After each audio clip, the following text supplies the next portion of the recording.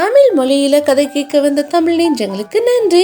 மறக்காம சேனலை சப்ஸ்கிரைப் பண்ணுங்க, லைக் பண்ணுங்க, பெல் ஐக்கானை கிளிக் பண்ணுங்க. ஒரு அழகான ஊரில் ஒரு தம்பதி இருந்தாங்க. அவர் பெயரு செல்வம், மனைவி பேரு கமலா.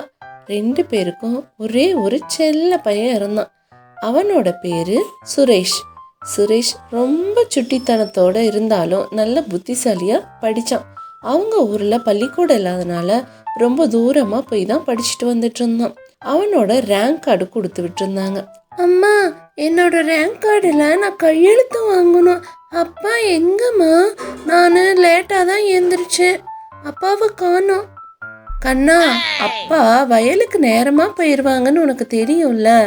அப்புறம் அப்பா எங்கன்னு கேட்குற? வயக்காட்டில் தான் இருப்பாரு. நீ வேணா போய் வயல்ல கையெழுத்து வாங்கிக்கோ அப்படின்னு சொன்னாங்க. ஸ்கூலுக்கு கிளம்பின சுரேஷ் போற வழியில தன்னோட அப்பா கிட்ட கையெழுத்து வாங்கறதுக்காக போனான்.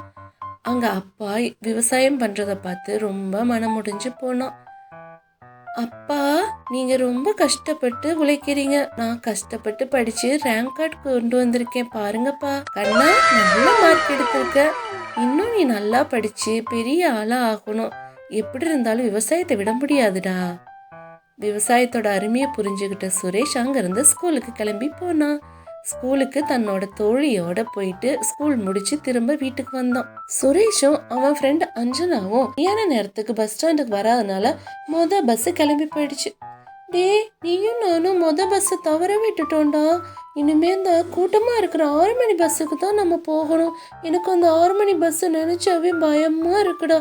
அது ரொம்ப கூட்டமா இருக்கும். கூட்டத்தை எல்லாம் பார்க்காத அஞ்சு, அப்படிதான் இருக்கும். நம்ம சரியான நேரத்துக்கு வந்திருந்தா தானே. நான் டீச்சர்கிட்ட டவுட் கேட்டுட்டு வர லேட் ஆயிடுச்சு, சாரி.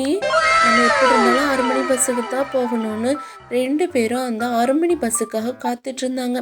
அந்த பஸ் ரொம்ப கூட்டத்தோட வந்துச்சு. அதில் சுரேஷும் அஞ்சனாவும் ஏறி போயிட்டு இருந்தாங்க. ரொம்ப தூரமா படிக்கட்டுலயே நின்று வந்ததால கை ரொம்ப வலி எடுத்து கை நழுவி சுரேஷ் அந்த இடத்துலயே விழுந்து இறந்து போனான். அவன் இறந்த செய்தியை கேட்டு அவங்க அம்மா ரொம்ப கஷ்டப்பட்டாங்க. என் பையன் எப்படியெல்லாம் படிச்சான், நல்லா படிச்சானே, இப்போ இப்படி இறந்து போயிட்டான். அவன் இல்லாம என் வாழ்க்கையே இருண்டு போயிருச்சேங்க. நம்ம என்ன பண்ண போறோம்னு அழுதாங்க.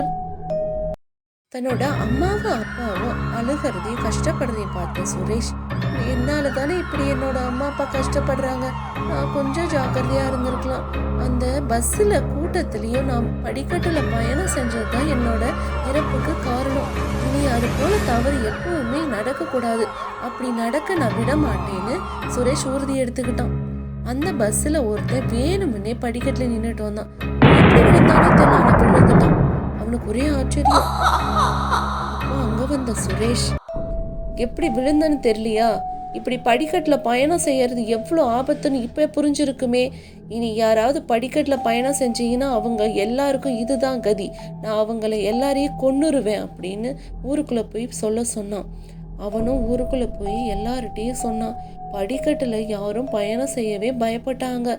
அதுக்கப்புறம் பஸ்ஸில் யாரும் படிக்கட்டில் பயணம் செய்யவே இல்லை. மக்கள் எல்லாரும் நிம்மதியாக வாழ ஆரம்பிச்சாங்க. படிக்கட்டில் பயணம் செய்கிறத தவிர்ங்கள். மறக்காம சேனலை சப்ஸ்கிரைப் பண்ணுங்கள், லைக் பண்ணுங்கள், ஷேர் பண்ணுங்கள். தேங்க்யூ.